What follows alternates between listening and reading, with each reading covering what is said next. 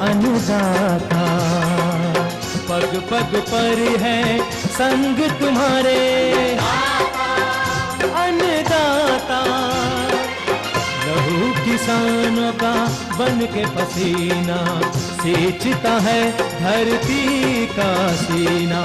मेहनत का तेरी हक दिलवाने, नई तकनीक नई खोज बताने। पशुधन को गुणवान बनाना, पौध सुरक्षा को सिखलाना, खेती के सब गुर समझाने, भारत का सरताज बनाने। आठों पहर है संग तुम्हारे अन्नदाता अन्नदाता। नमस्कार, मैं हूं नीलू। आप सभी दर्शकों का अन्नदाता कार्यक्रम में स्वागत करती हूं। हर रोज की तरह कार्यक्रम में लेकर आई हूं खेतीबाड़ी से जुड़ी हुई बहुत सी लाभकारी जानकारियां। तो चलिए सबसे पहले देखते हैं क्या है विशेष आज के कार्यक्रम में। वसंतकालीन गन्ने की अधिक पैदावार देने वाली किस्में एवं नर्सरी तैयारी पर जानकारी। गुणवत्ता युक्त बैगन की उपज हेतु फसल में किए जाने वाले जरूरी कार्य।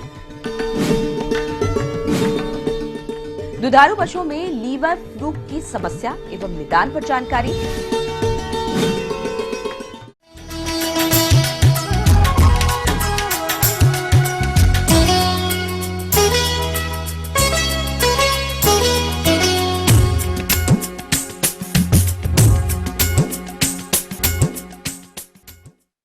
किसान भाइयों, बसंतकालीन गन्ने की बुआई का उपयुक्त समय 15 फरवरी से लेकर 15 मार्च तक रहता है, लेकिन इस समय खेतों में रबी फसलें खड़ी रहती हैं, जिससे किसान गन्ने के समय पर बोनी नहीं कर पाते। इस बात को ध्यान में रखते हुए कृषि वैज्ञानिकों ने गन्ने की नर्सरी डालने की अनुशंसा की है, जिससे गन्ने की पौध तैयार होने पर रबी फसलों की कटाई के बाद इसे सीधे खेतों में रोपा जा सकता है। तो किसान भाइयों, गन्ने के स्वस्थ पौध प्राप्त करने के लिए आप किन किन बातों का ख्याल रखें, आइए जानते हैं कृषि वैज्ञानिक डॉक्टर डी कामत से। श्री विधि से गन्ने की खेती। किसान भाइयों, श्री विधि, जिसका पूरा नाम है सिस्टम ऑफ रिन्यूड इंटेंसिफिकेशन, श्री विधि ईख उत्पादन की एक उन्नत तकनीक है। इस विधि के तहत हम ईख का बिचड़ा ग्रीन हाउस में उगाते हैं और बिचड़ा तैयार होने पर सीधे खेत में रोपाई कर देते हैं।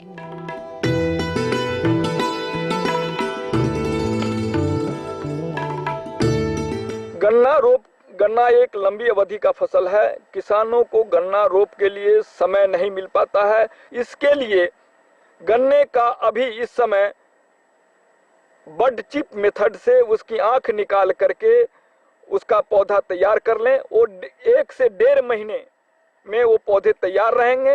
यदि 1.5 महीने के बाद भी खेत खाली हो रही है तो अभी से ही मतलब बड चिप से पौधे तैयार कर लें और उसकी रोपनी करें तो वो 1.5 महीना पहले हो जाएगी।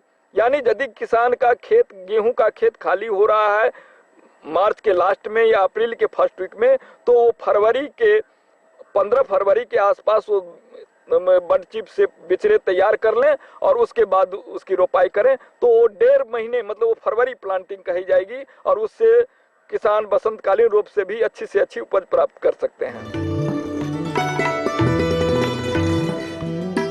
बड चिप मेथड से कई फायदे हैं। एक तो ये फायदे हैं कि जैसे हम 3 आंख की गुल्ली खेत में रोपते हैं तो 3 आंख में सामान्यतः एक ही आंख जमता है, यानी हमारे जो जमाव का प्रतिशत है पौधे 30% ही मिलते हैं, 30 से 35%। लेकिन जब हम बड चिप मेथड से करते हैं तो उससे 100%, 96 से 100% मतलब 100% पौधे का जमाव होता है और एक जमा हुआ पौधा हम खेत में रोपते हैं तो पौधों की संख्या खेत में अच्छी बनी रहती है। तो जो सामान्य रोप है उससे इसकी उपज होने की संभावना अधिक है। इस तकनीक से बिचड़ा तैयार करने के लिए सबसे पहले हम उन्नत किस्मों का चुनाव करते हैं। इसके बाद बड काटने वाली मशीन से ईख के एक आंख अथवा बड को काट लेते हैं। तत्पश्चात काटी गई ईख की आंख को हम फफूंदनाशक दवा से उपचारित करते हैं। इसके लिए 1 ग्राम कार्बोडाइजिम दवा का प्रति लीटर पानी के हिसाब से घोल तैयार कर बड को 10 से 15 मिनट तक उपचारित करते हैं। इसके बाद प्लास्टिक की ट्रे में इसे रख देते हैं और उसमें वर्मी कंपोस्ट या केंचुआ खाद और कोकोपिट का इस्तेमाल करते हैं। कोकोपिट के स्थान पर हम पत्तियों की सड़ी हुई खाद का भी इस्तेमाल कर सकते हैं। इसके उपरांत समय समय पर हम इसकी सिंचाई करते हैं। जब बिचड़े 4 सप्ताह के हो जाते हैं तब हम उसे मुख्य भूमि पर लगाते हैं। यहाँ हम आपको जानकारी के लिए बता दें कि इस विधि से तैयार पौध स्वस्थ एवं रोग व्याधियों से मुक्त होते हैं, क्योंकि इन्हें सही मात्रा में सूर्य, ऊर्जा, पानी, सही दूरी एवं सही समय पर मिलती है। किसान भाइयों, आप प्रोट्रे के अलावा पॉली बैग में भी गन्ने की पौध तैयार कर सकते हैं। इस विधि से प्रति हेक्टेयर 20 कुंतल बीज की आवश्यकता होती है। पॉली बैग में नर्सरी तैयार करने के लिए सर्वप्रथम मिट्टी का मिश्रण तैयार किया जाता है। मिट्टी, बालू तथा गोबर की खाद कंपोस्ट की बराबर मात्रा लेकर अच्छी तरह से मिलाते हैं। इस उपचारित मिट्टी के मिश्रण को 5 इंच लंबी व 5 इंच चौड़ी साइज की पॉलीथीन बैग में भरते हैं। पॉलीथीन बैग में चारों ओर तथा नीचे से कुछ छेद कर देते हैं, जिससे सिंचाई के बाद अतिरिक्त पानी निकल जाए और गन्ने के टुकड़े सड़ने से बच जाएं। नर्सरी तैयार करने के लिए गन्ने की ऊपरी 2/3 भाग को लेकर इसमें से 1 आंख वाले टुकड़े काट लिए जाते हैं। इनके कटे हुए टुकड़ों को 50 लीटर पानी में 100 ग्राम वेवेस्टीन मिलाकर 15 से 20 मिनट तक डुबोकर रखा जाता है।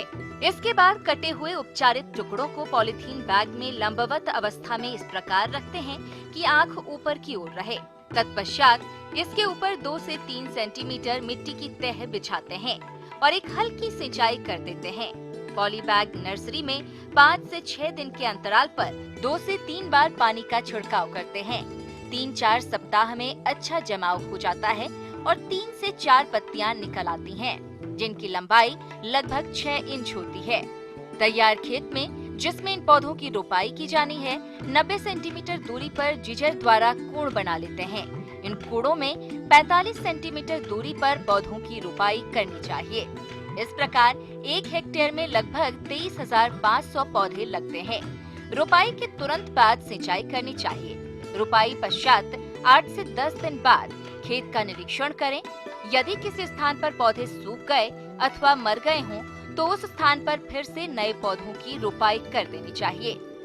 इस प्रकार से गन्ने की नर्सरी तैयार कर गन्ने की खेती में होने वाली देरी से आप बच सकते हैं और इससे अच्छा उत्पादन भी प्राप्त कर सकते हैं। ये थी कुछ उपयोगी जानकारियां। अब लेते हैं एक छोटा सा ब्रेक, जल्द लौटेंगे और कार्यक्रम में आगे है महत्वपूर्ण जानकारियां। बने रहिए हमारे साथ।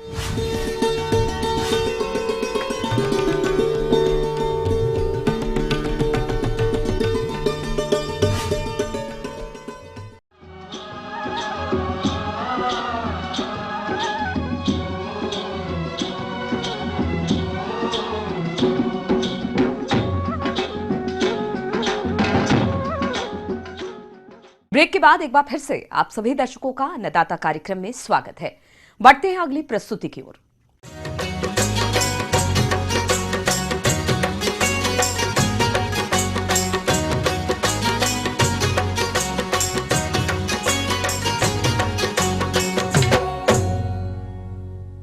सब्जी फसलों के अंतर्गत हमारे जो किसान भाई बैगन की खेती कर रहे हैं, उनकी फसल फूल और फल बनने की अवस्था पर है और फसल की इस अवस्था पर कुछ कार्यों को करना जरूरी होता है, तभी आप फसल से गुणवत्ता युक्त बैगन की अधिक पैदावार ले सकते हैं। तो फसल में इस समय कौन कौन से कार्यों को करना जरूरी है, आइए जानते हैं ग्राम ठेमी, जिला नरसिंहपुर के प्रगतिशील किसान नवीन कुमार जैन से। अभी आप यहाँ जो देख रहे हैं, ये बैगन की हम लोगों ने फसल लगाई हुई है। इसमें अभी फूल अवस्था है, फलन की अवस्था है। इसमें सबसे पहले जो मुख्य काम है, इसमें खरपतवार नियंत्रण का होता है। किसी भी तरह ये खरपतवार खेत में नहीं होना चाहिए, क्योंकि ये प्रतिस्पर्धा करते हैं, मुख्य पोषक तत्व मिलना चाहिए, वो नहीं मिल पाता और वो खरपतवार उसको चूस लेती है। खरपतवार होने से कीट नियंत्रण नहीं हो पाता, बीमारियां भी आती हैं। तो किसी भी तरह हो, चाहे हाथ से हो, खुरपी से हो, कुल्फा से हो या दवाइयों द्वारा हो, स्प्रे द्वारा हो, आप खरपतवार का नियंत्रण अवश्य रखें। इसलिए इसके लिए निदाई गुड़ाई की बहुत आवश्यकता है। इसके लिए इसको साफ सुथरा रखना चाहिए। किसान भाइयों, अभी आपने बैंगन की फसल को नुकसान पहुंचाने वाले खरपतवारों के नियंत्रण के बारे में जानकारी हासिल की। अब आइए जानते हैं बैंगन की फसल में सिंचाई प्रबंधन और उर्वरकों की संतुलित मात्रा में प्रयोग विधि के बारे में। अब बात करते हैं किसान भाइयों इसमें सिंचाई प्रबंधन की। जैसा कि आप देख रहे हैं कि ये गर्मी अब शुरू होने वाली है, सीजन शुरू होने वाला है। हर 15 दिन में हमको इसकी सिंचाई की आवश्यकता होती है और इसकी किस्म के अनुसार, भूमि के जल मांग के अनुसार इसको सिंचाई की आवश्यकता होती है। 10 से 12 दिन में इसको सिंचाई अवश्य दें, जिससे इसका किसी तरह से वेरिएशन नहीं होना चाहिए। समान रूप से सिंचाई हो, ना ज़्यादा हो ना कम हो, समान रूप से सिंचाई हो। इससे फल फूल बढ़िया आएंगे और पैदावार अच्छी मिलेगी। अब बात करें हम तीसरी अवस्था जो है पोषक प्रबंधन की, तो इसमें 20 किलो NPK की आवश्यकता होती है प्रति एकड़ के हिसाब से। हम देखें कि कतार से कतार जो यहाँ दूरी पे ये बैगन लगे हैं, इसमें बीच में उस खाद को हम नाली बना के उसमें डालें जड़ों से दूर, और पानी उसमें लगा दें। इसके अलावा भी यदि इसमें पोषक तत्व की कहीं कोई कमी रह जाती है तो हम जिंक और भी 19-19, 052-34, 0050 कोई भी जो पोषक तत्व हैं उनका हम 50 ग्राम प्रति पंप के हिसाब से स्प्रे कर सकते हैं। इसमें इस पोषक तत्वों की कमी नहीं रहेगी और आपको उपज भरपूर मिलेगी। इसके अलावा बैंगन की फसल को फलछेदक कीट तथा रोग भी अत्यधिक हानि पहुंचाते हैं, जिसकी वजह से बैंगन के उत्पादन में कमी आ जाती है। तो आप कैसे करें इस कीट और रोगों का नियंत्रण, आइए जानते हैं। इसके बाद इसमें आती है फसल सुरक्षा की। तो हम देखते हैं कि बाजार में फल जो पहुंचते हैं, यदि उसमें हमारी यहाँ की भाषा में बोलते हैं उसको किरहा फटा जो रहता है उसकी मांग नहीं होती, उसमें अंदर इल्ली टाइप की निकलती है। इसके प्रबंधन के लिए पहले जो हम बता चुके हैं कि खरपतवार का नियंत्रण रखें, जल का सही प्रबंधन हो। और उसके बाद भी ये फल की अवस्था में जब फल वेदक प्रारंभिक अवस्था में जब नीम तेल 5 ml प्रति लीटर के हिसाब से प्रति पंप पे हम डालें। उसके बाद क्लोरोपारीफास 2 ml प्रति लीटर के हिसाब से हम घोल बना के उस पर छिड़काव करते रहें 10-10 दिन के अंतराल से। इसके बाद भी यदि इल्ली का प्रकोप रहता है इसमें तो हम विशेषज्ञों को सलाह लें और फिर उसके बाद उसका जो भी दवाई बताई जाती है उसका प्रबंधन करें। एक बात हमको इसमें ध्यान रखनी है कि हमेशा कीटनाशक दवाइयाँ जो हैं इसका हम छिड़काव करें जब फसल आपकी टूट जाए, तो उसका छिड़काव करेंगे तो ये हमारे खाद्य पदार्थ दूषित नहीं होंगे और हम पे जो प्रतिकूल इसका प्रभाव पड़ रहा है वो भी नहीं होगा। इसमें एक चीज़ और देखने को मिलती है कि पत्ती पे धब्बा रोग आता है, फंगीसाइड। तो इसके उपचार के लिए हम बावेस्टीन का घोल का छिड़काव करें 3 ग्राम प्रति लीटर के हिसाब से। वैसे इसमें ये रोग कम देखा जाता है, लेकिन फिर भी हम सुरक्षा के लिए यदि कहीं दिखाई देती है तो हम उसको छिड़काव कर सकते हैं। एक रोग और आता है उगरा रोग। उगरा रोग जहाँ पे दिखाई दे, वैसे तो हमको वहाँ पे इस खेती नहीं करना चाहिए। यदि कहीं पे इक्का दुक्का हमको पेड़ दिखाई दे रहे हैं तो उनको उखाड़ करके मट्टी से उखाड़ के हम उसको अलग करें और उस पर उसके स्थान पर एक दवाई है रेडोमिल करके, वो 3 ग्राम प्रति लीटर के साथ उसको अच्छी तरह से तर कर दें, जिससे वो रोग नहीं आ पाएगा। और संभव हो तो ऐसी जगह पे जहाँ ये रोग ज़्यादा आता है तो वहाँ पे इसका अपन फसल ना लें तो ज़्यादा बेहतर होगा। तो किसान भाइयों, मैंने अपने अनुभव के आधार पे जो आपको ये छोटी छोटी बातें बताई हैं, तो इसका यदि हम ध्यान रखेंगे तो निश्चित ही हम अच्छी भरपूर फसल ले पाएंगे और बैगन से हमको अच्छा लाभ मिलेगा। आगे और भी है कुछ रोचक जानकारियां, पर यहाँ पर रुकेंगे एक और ब्रेक के लिए। जल्द हाजिर होते हैं।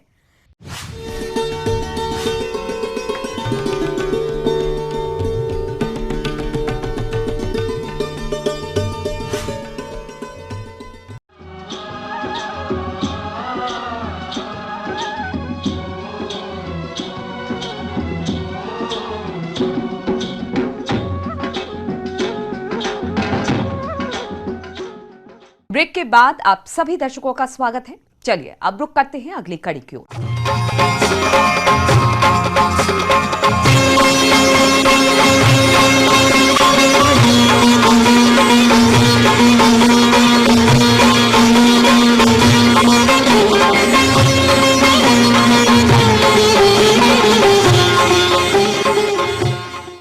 हमारे प्रदेश के बहुत से किसान भाई खेती के साथ साथ डेयरी व्यवसाय को अपनाकर अच्छा लाभ कमाते हैं, परंतु ये लाभ कभी कभी बीमारियों के कारण घाटे में चला जाता है, जिसमें एक प्रमुख बीमारी है लीवर फ्लूक, जिसे दस्त भी कहते हैं।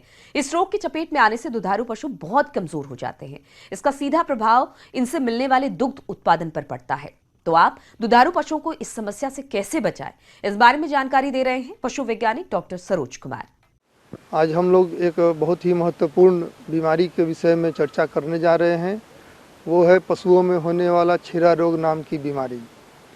दरअसल ये छेरा रोग जो है एक तरह की परजीवी के द्वारा होता है, जिसे हम लोग फेसियोला के नाम से जानते हैं, और इस बीमारी को दूसरे भाषा में लीवर फ्लूक भी कहा जाता है। लीवर फ्लूक रोग जुगाली करने वाले पशु में होता है।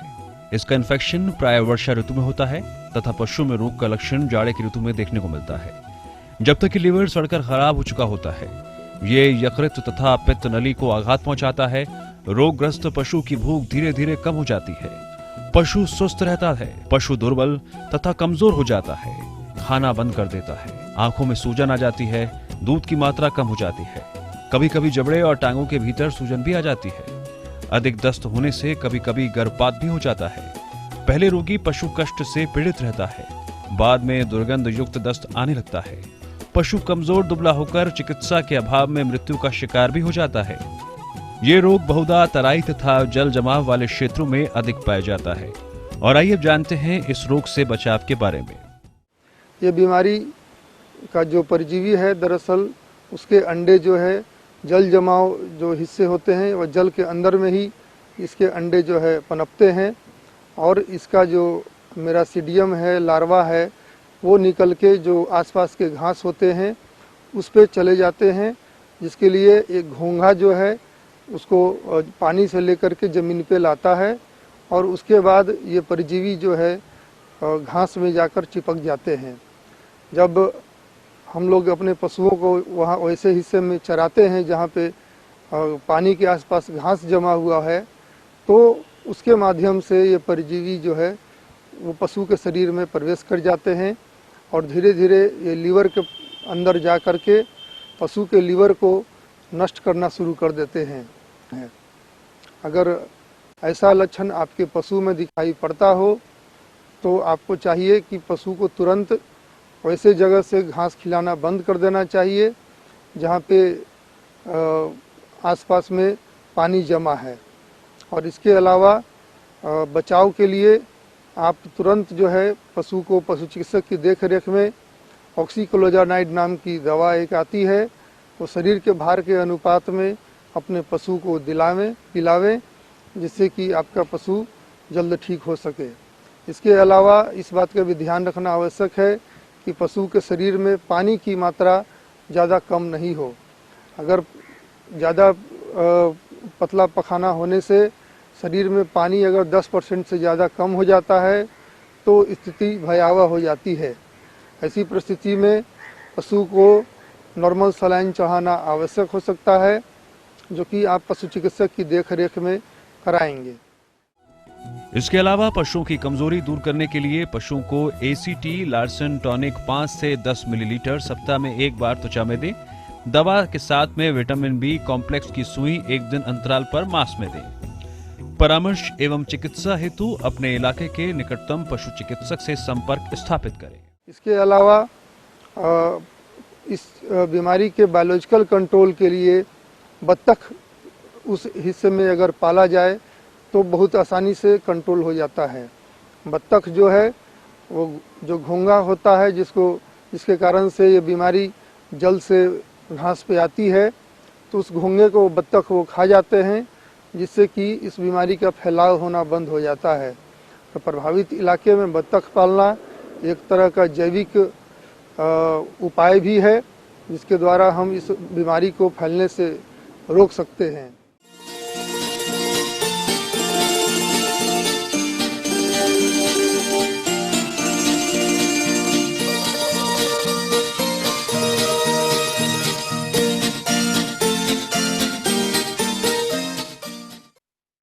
किसान भाइयों, जैसा कि अभी प्रदेश में ठंड पड़ रही है, ऐसी परिस्थिति में प्रदेश के जो किसान मछली पालन व्यवसाय से जुड़े हैं उनके सामने अनेक समस्या आती रहती है, जिनमें से मछलियों में रोगों की एक गंभीर समस्या है। अक्सर किसानों को इन रोगों की सही जानकारी नहीं होती है, जिससे वो समय रहते मछलियों में इन रोगों की रोकथाम नहीं कर पाते, जिसके कारण तालाब में मछलियां मरने लगती है। इसलिए इस समय मछलियों में कौन कौन से रोग पनपते हैं और इसकी रोकथाम आप कैसे करेंगे, इस बारे में जानकारी दे रहे हैं मत्स्य विशेषज्ञ डॉक्टर मंगलानंद झा।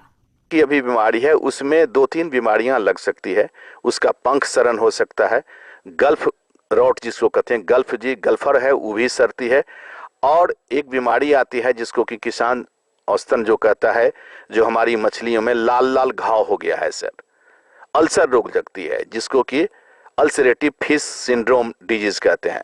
सबसे भयंकर डिजीज यही है जो पहले आपको ये कवई, गरई, सिंघी, मांगुर इस ग्रुप में लगता है, उसके बाद में पोठिया में आती है, फिर हमारे कार्प मछली में आ जाती है। किसान भाइयों, मछलियों में ये रोग तालाब की सफाई के अभाव में होता है, क्योंकि तालाब की सफाई नहीं करने पर हानिकारक फफूंद और जीवाणुओं का प्रकोप बढ़ जाता है, जिनकी चपेट में आकर मछलियां रोगग्रस्त हो जाती हैं और मरने लगती हैं, जिससे आर्थिक क्षति होती है। तो इस रोग से बचाव के लिए मछली का प्रबंधन कैसे करना है? तो इस बीमारी को से बचाव के लिए निश्चित रूप से तालाब में किसान को चाहिए जो 2 क्विंटल प्रति हेक्टेयर की दर से इसमें चूना डाल दें, और चूना डालने के बाद में इसमें कम से कम आपको 1 किलोग्राम पोटासियम परमैंगनेट या 5 से 10 किलोग्राम आपको ब्लीचिंग पाउडर, दोनों में से कुछ डाल करके देखें। यदि बीमारी नियंत्रण में होती है तो अच्छी बात है, यदि नियंत्रण में नहीं लगता है, जब लाल लाल घाव हो जाती है तो ये पूरे बदन में ऊपर से शुरू होती है और नीचे तक गलता हुआ चला जाता है, जिससे मछलियां मरने लगती है। इसके लिए सिफैक्स एक दवा आती है, जो सिफैक्स नाम की दवा 1 लीटर दवा 1 मीटर पानी जिस तालाब में है उसके लिए अनुशंसा की गई है। थोड़ा सा मोटा दवा होता है जिसको लाल दवा के नाम से किसान भी जानते हैं, उसको पानी में थोड़ा सा डाल करके घुला करके और उसको यदि तालाब में डालेंगे तो यह बीमारी नियंत्रण में हो जाएगा। फिर आपको यदि पंख सरती है तो इसके लिए कॉपर सल्फेट आती है, तूतिया जिसको कहते हैं, 0.5 ग्राम प्रति लीटर पानी में डाल करके 10 लीटर 15 लीटर में पानी में बना लेंगे घोल, उसको 10 मिनट तक स्नान कराएंगे, ये बीमारी आपको निकल करके छूट जाएगी। फिर यदि गलफड़ सटता है तो साधारण नमक है, उसका भी 3% घोल में यदि उससे स्नान करा दें तो इस बीमारी से भी मछलियां निश्चित रूप से वंचित हो जाएगी, मछलियां की बीमारी नहीं रहेगी।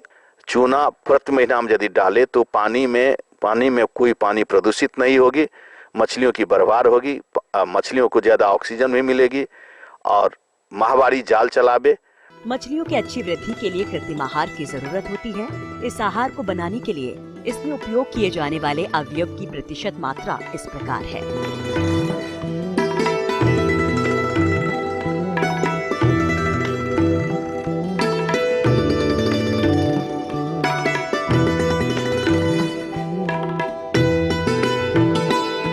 कृत्रिम आहार प्रतिदिन सुबह के समय देना अच्छा होता है।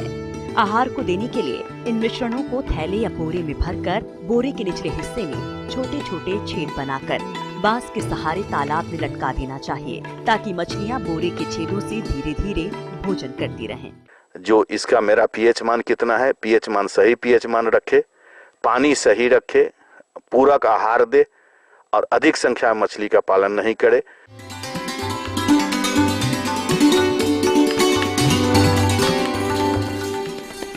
अन्नदाता हेल्पलाइन निशुल्क फोन संपर्क सेवा के माध्यम से आपके द्वारा पूछे गए प्रश्नों में से 1 या 2 महत्वपूर्ण प्रश्न को हम अपने कार्यक्रम में शामिल करते हैं, और इसी के तहत आज का चयनित प्रश्न और उसका जवाब इस प्रकार है। अन्नदाता निशुल्क फोन संपर्क सेवा के माध्यम से पूछे गए प्रश्नों में से आज हमने जिस प्रश्न को कार्यक्रम में शामिल किया है उसे पूछा है ग्राम त्यारा, जिला भोपाल के कृषक कमल यादव ने। इनके नींबू के बाग में सिट्रस कैंकर रोग का प्रकोप देखने में आ रहा है, यह इसके प्रबंधन के बारे में जानकारी चाहते हैं। तो कमल यादव जी, आपकी जानकारी हेतु प्रस्तुत है कार्यक्रम का यह अंश। तो इसमें जो नींबू का जो किसान हमारे खेती करते हैं, उस नींबू के पौध पर एक साइट्रस कैंकर नामक जीवाणु जनित रोग लगते हैं, जो जेंथोमोनास कैम्पेस्ट्रिस से साइट्री से काउज होते हैं, जेंथोमोनास साइट्री से काउज करते हैं। प्रदेश के जिन किसानों ने नींबू वर्गीय फल के बाग लगाए हैं, उनके बागों में इस समय जीवाणु जनित रोग साइट्रस कैंकर का प्रकोप कहीं कहीं दिखाई दे रहा होगा। तो किसान इसे कैसे पहचाने और क्या है इसके पहचान के लक्षण, इस बारे में जानकारी के लिए मिलते हैं।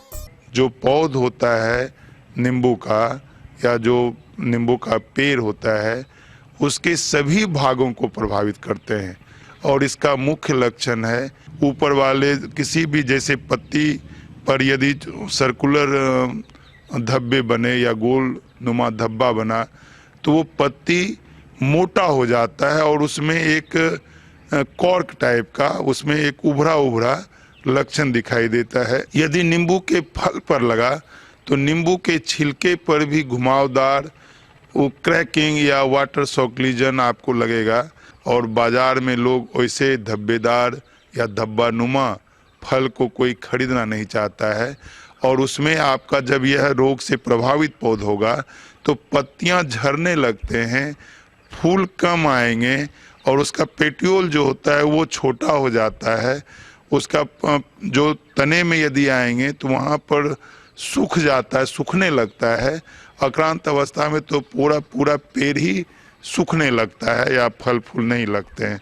तो ऐसी अवस्था में सबसे पहले जो भी भाग प्रभावित होता है, यदि कोई एक शाखाएं का एक भाग या पत्ती या फिर फल या कहीं पर साइट्रस कैंकर का लक्षण किसान भाई आपको दिखाई दे, वैसे भाग को काट कर बगीचे से हटा दें, उसको जला दें अथवा मिट्टी में 1-1.5 फीट गड्ढा करके वहाँ गाड़ दें पौध का। उसको काट के हटाने के बाद आप स्ट्रेप्टोमाइसिन नामक एक बैक्टीसाइड आता है, इसका आप 500 ppm, कहने का मतलब 500 मिलीग्राम प्रति लीटर पानी में घोल बनाकर आप इसका स्प्रे करें। दोबारा 12 दिन से 15 दिन के अंतराल पर फिर आप इसका स्प्रे करें तो यह रोग फैलने से बचता है। उसके पहले बोर्डियोक्स मिक्सर आप 3 ग्राम प्रति लीटर पानी में घोल बनाकर आप निरंतर अंतराल में आप करते रहें तो आपका जो ये पौध है प्रभावित होने से बचेगा। एक चीज़ और आपको ध्यान देना है कि नीम से जो भी बना हुआ प्रोडक्ट जैसे नीमेक्स हुआ या नीम केक हुआ, इसको आप मिट्टी में या ऊपर फसल के ऊपर आप यदि नीमेक्स का घोल बना टोड या बैक्टीरिया जो जड़ में है व्यापमान है या पहले से है वह नीम केक के प्रभाव से मर जाएगा। कोशिश ये होना चाहिए कि दवा देने से पूर्व हम जो इंटीग्रेटेड मेथड हैं, जो हमारे दवाओं से पहले जो भी सच जैसे बगीचे की सफाई रखना, नीम केक देना या जो नीम से उत्पादित है उसका इस्तेमाल यदि हम करते हैं तो इससे हम अपने फसल को प्रभावित होने से बचा पाते हैं। अब आइए देखते हैं कल दिखाए जाने वाले कार्यक्रम की मुख्य झलकियां। अधिक पैदावार के लिए मिर्च की फसल में जरूरी प्रबंधन। जैविक तरीके से गन्ने की खेती करे किसान, गुड़ बनाकर कमा रहे हैं 3 गुना लाभ। हम ये उम्मीद करते हैं कि आज का कार्यक्रम आप सभी दर्शकों के लिए उपयोगी रहा होगा। किसान भाइयों, अन्नदाता आपकी सेवा के लिए संकल्परत है। कृषि संबंधित समस्या एवं सुझाव के लिए आप हमें इस पते पर संपर्क कर सकते हैं। प्रोड्यूसर अन्नदाता, ETV Madhya Pradesh, Chhattisgarh, Ramoji film city, Hyderabad 501512। साथ ही आप हमें ईमेल भी कर सकते हैं। हमारा ईमेल है p18annadatamp@nw18.com। इसके अतिरिक्त आप हमें निशुल्क हेल्पलाइन नंबर 1800419215 पर सोमवार से शनिवार सुबह 10 से शाम 4 बजे के बीच संपर्क भी कर सकते हैं। फिलहाल अन्नदाता की पूरी टीम को इजाजत दीजिए। कल फिर इसी समय आपसे मुलाकात होगी कृषि संबंधित कुछ और महत्वपूर्ण जानकारियों के साथ। तब तक के लिए नमस्कार।